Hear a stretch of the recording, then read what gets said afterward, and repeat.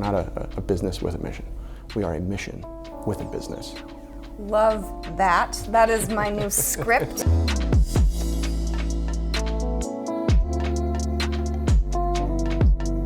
So I'm Dane, co-founder and CEO of EcoCart.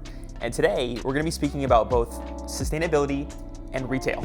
Hi Dane, thanks for having me. I'm Annie Agle. I have had the honor of helping to steer Cotopaxi's impact and sustainability now for 5 years. My name is Shearman. I'm the co-founder and CEO of Aether Diamonds. Cotopaxi is a sustainable outdoor apparel brand. We try to provide everyone access to the outdoors by providing affordable and sustainably made gear that also goes to alleviating extreme poverty within our lifetime. Well, Aether masquerades a bit as a jewelry and diamond company when in reality we look at ourselves as a carbon tech company. Kind of our core capacity internally is manipulating carbon and bending it to our will. Our core belief as an organization is decarbonizing industry by replacing fossil carbon with carbon derived from the atmosphere. You know, EcoCart, well, we power a carbon neutral option at checkout for brands.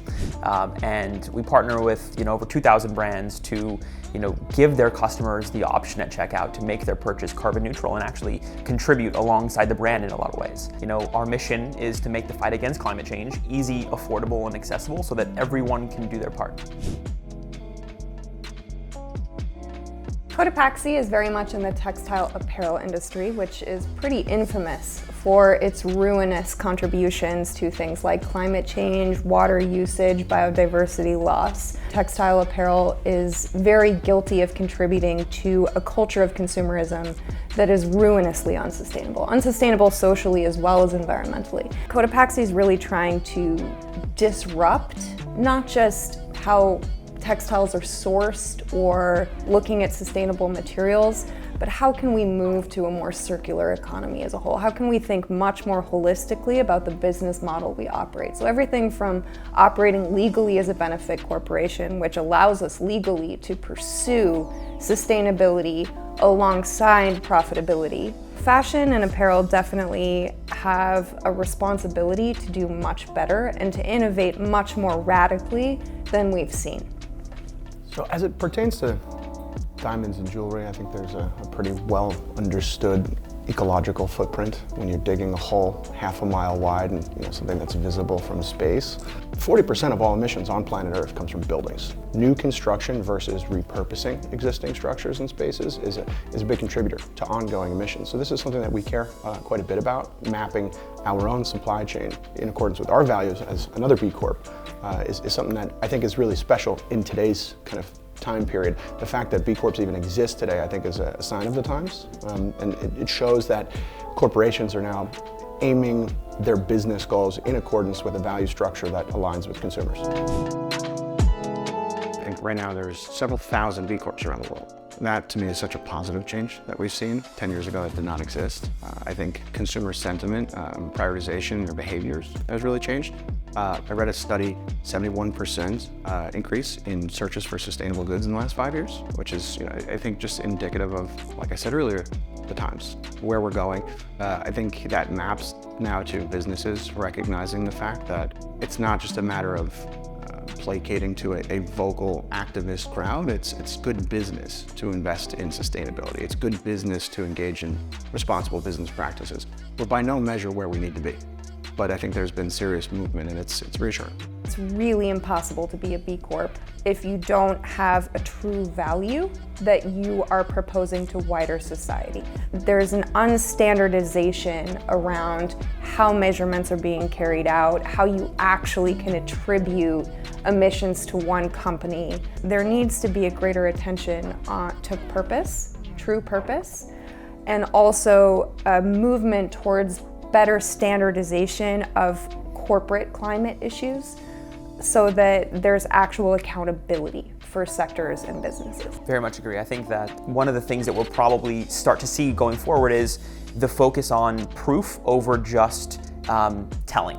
And showing your consumers what exactly is happening versus just saying, we're a sustainable brand, we have a badge on our website. Consumer education is swinging in the right direction going forward, that we're really going to start to see real action that's being done and not just empty promises. And legislation will follow. I mean, you have FTC green guides that are 10 years old now. Green guides are not legally binding, but anyone who kind of breaks them is subject to FTC enforcement, which is great. We haven't seen enough of it. Yeah, I completely agree. I think there is this alarming trend of seeing certifications as an end in and of themselves, as opposed to a means to an end. I think raw data and data traceability around these topics is incredibly important, incredibly important. Consumers have proven they want to engage. It's now another part of the responsibility of businesses to give them opportunities to engage.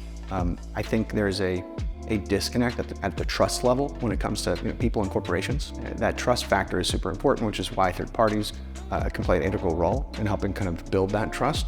Benchmarking and standardization will obviously help that. Realistically, clothes are not a highly functional or life-saving item. This is not an MRI machine. But it's a good industry to start with when it comes to enforcing transparency, benchmarking, mandated reporting. Internationally, though, it's important to understand that America is at least 5 years behind, not just on its regulatory approach to sustainability topics, but frankly, its holistic federal response to sustainability topics. I think that marketing should be an additive for consumers. It should be educational. These topics are actually super technical and complex. So one example of this is consumers who really think that packaging denotes a product's sustainability performance. 97% of climate emissions and the worst social and environmental issues occur within supply chains. All of that responsibility has been shoved off on suppliers and communities that have not been given any tools, any investment to help up-level their sustainability performance. That's where we really solve climate change, in my opinion. I'd love to understand a little bit more about what both Cotopaxi and Aether Diamonds are doing to decarbonize the retail space. We really want to lead what we refer to as the remnant revolution. We feel strongly that there's no need for virgin material. Just transitioning away from coal-burning heaters to steam alternatives, to hydrogen-based alternatives, that could realize an enormous amount of decarbonization. I mean, for us, decarbonization is the name of the game. It really is everything that we do. It's why we exist. Every atom of carbon that lands in an Aether diamond came directly from the earth. Right? For us, that's so important when you look at the alternatives. Integrating sustainable power throughout our supply chain was absolutely vital. Frankly, it's not something that we could have done 10 years ago. That infrastructure has grown. Renewable energy is the cheapest form of new energy. You know, we do a lot of work at EcoCart to bring forth that information of what a brand is doing to make the world a better place. And I think, again, that has really powerful downstream effects on how a consumer makes purchases in their entire life. The definition I sort of consider for greenwashing is when companies present incremental improvements around climate change as holistic improvements around climate change. I think there are a lot of corporations and frankly consumers who champion their own lifestyle choices who actually think that they're doing smart climate action that's actually not really leading to improvements. I think there needs to be more education for journalists, for activist communities, and for regulators to understand the nuance of these topics. That needs to be a shared communication goal. Like, you can't just blame a brand for greenwashing when I think American society as a whole kind of greenwashes itself. I'll start by saying I think there are companies that greenwash without realizing what they're doing, right? I think they want to do something good. Maybe they don't know exactly the right way, the right path to go about it. So it's not just consumer education, it's corporate education. Greenwashing is something that's I have a high sensitivity towards because it's very commonplace in jewelry in particular. The only thing transparent in diamonds are the stones. And it's true, and it's built off of a legacy of obfuscation. We have people who come to us and say, how are you making diamonds from air? That's not real. The onus is on us to educate people to a degree that goes beyond what you might think is necessary. Historically speaking, there isn't any sort of generally accepted principle or framework for how to do this work, and I think that even research is mixed, and there's many different ways to look at data, and you can spin a story in any different way. We're only going to get better as we move forward, and I'm really hopeful and positive about the future as it relates to this topic specifically, because again, education is crucial. We're only moving in the right direction with how it is so top of mind for both consumers and businesses and even governments alike. I completely agree with that. I mean, you cannot prioritize the E at the expense of the S. That when you think about climate, you have to also be thinking about human issues. And if not, you risk making improvements to your sort of bottom line climate performance at the expense of communities from more marginalized places on the planet. And that's really unacceptable to me. If you miss the S, you're missing the point, right? The planet is going to outlive humanity. Yep. I can assure you that. So, this is, I love that you just said that. That's awesome. I just don't think that doing the right thing should have to be justified through spreadsheets. I just don't. I think that businesses are part of human society and that they have a social contract with wider society to operate in ways that are not compromising the ability of other humans and species to live fruitful, happy lives. That said, I think that more and more of society feels that way as well. And so good luck retaining and attracting talent if you don't have a purpose. Climate change doesn't just pose an existential risk to businesses, it poses an immediate material risk to businesses.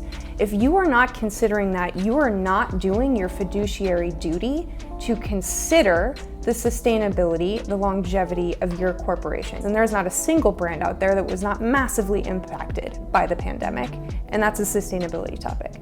If we don't get climate right, nothing else matters. Zooming in the near term, this is going to impact businesses, right? We are facing a situation where we're going to have mass migrations of people. We're going to have parts of the world that are frankly not habitable. At the end of the day, one of the biggest stakeholders is planet Earth. It's the biodiversity on planet Earth. It's the entire global ecosystem. If you are a big blue chip company and you've been doing something the same way for the last 50, 60, 100 years, and you're not innovating, you're going to die. I'm all right with that. Most C Corps, most publicly traded C Corps right now, it's really important to understand that their moral imperative is to produce shareholder value. And so I do think that regulatory bodies, governments need to push an alternative legal framework for all companies. There's a huge amount of power in both doing good for the world, but also doing good for the world by way of capitalism itself and incentivizing those corporations, business owners to start and operate businesses that are good for the world because it is good for business. It's a very binary scenario for us. We want to land in a place where less carbon exists in the atmosphere for every stone we produce than existed beforehand. Our aspirations are to go beyond just diamond into other solid carbon products and materials, and that's where things can start to get quite exciting. But the diamond side of the business should help, in essence, subsidize a lot of those R&D initiatives. It provides a really great financial foundation for the business that we can grow upon. I like to say we're not a mission-driven business. We're not a business with a mission. We are a mission with a business. Love that. That is my new script. I'm gonna steal that one. Don't worry, I'll credit you. But yeah, I'd say that rings true to how we aspire to operate. We really see ourselves as a foundation that is laser focused on ending extreme poverty and economic inequality. One of the most problematic issues of our time goes hand in hand with climate topics. And what we're finding is not only if you address climate, do you help address wealth inequality, that goes both ways. If you help treat poverty, you also help benefit the environment. There's so many reasons to be hopeful. I think it's cheap to be cynical. I think humanity in the world needs more people to love it on its own terms, not where we end up as some morally perfect species overnight. That's never gonna happen. 5 to 10 years ago, you felt radical, you felt overlooked or maligned. It was a very different kind of conversation. A lot of the conversations were like, what is sustainability? What is this hippie trend? The conversations we've been having with retailers, with brands, with consumers, with my friends, my professional colleagues, this has become so much more table stakes and commonplace in regular day-to-day conversations, whereas it might have been a bit hippy-dippy even just 5 years ago. So seeing that transition has been something that just feels really exciting to be a part of. I'm really personally excited about this being good for the world, good for business, and having the intersection of those two things be able to make and affect change long term into the future. And that makes me incredibly optimistic every single day. All right, so now for the fun stuff. If you can wave a magic wand and protect any single animal from extinction by way of climate change, what would that be? It has to be a single animal. For me, the answer, I've spent a lot of my life near the water. Biodiversity in the oceans is something that's kind of near and dear to my heart. So if I could just say blanket ocean life, that's my answer. I'm going a pretty simple one, dogs. I'm going with dogs. I think dogs instill empathy in humans, and I think that empathy is an incredibly important element of what makes society good. I'm going with humans, man. I know, but I like, honestly, that's what keeps me up at night. If this wasn't each of your current careers, what would you be doing? Annie? Unrealistically, but in my secret fantasy world, I would be a ballet dancer.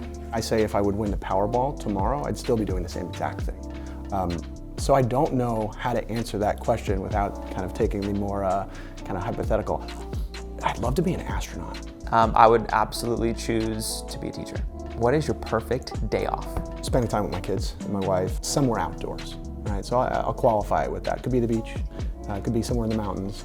Just getting outside, fresh air, some vitamin D. Gosh darn it, that's my exact same answer. Surprise, surprise, mine too. Rewild yourselves, people. We did not evolve out of apartments. We evolved from the wild. Drawdown, the book by Project Drawdown. Outside of that, I love some good climate podcasts. My Climate Journey is actually one of my favorite climate podcasts. My unlofty answer is the happy dog phase on like TikTok, Instagram. My lofty piece of content is I really love this organization called Climate Change Artificial Intelligence, and their newsletter is fantastic. It's just all of the studies that have come out about how artificial intelligence is being leveraged to better understand and grapple with climate change. Mine might be a little bit boring. I'm going with PBS documentaries. Favorite go-to karaoke song? Sweet Dreams Are Made of This. It's like 3 notes, so if you're a terrible singer like me, it's just, musically, it's a great one. I love karaoke. It's Billy Joel, Piano Man. Oh, great one. And if I'm at a karaoke bar, I might have my harmonica with me. Really? Shut the Okay. front door. Mine is tequila, because you only say the word tequila.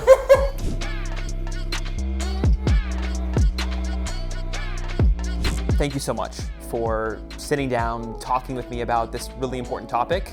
And more importantly, thank you for all the work that you both do every day. I wish you all the best in your journeys, because I know you all are going to do amazing things. Back at you. Thanks for having us. Great conversation.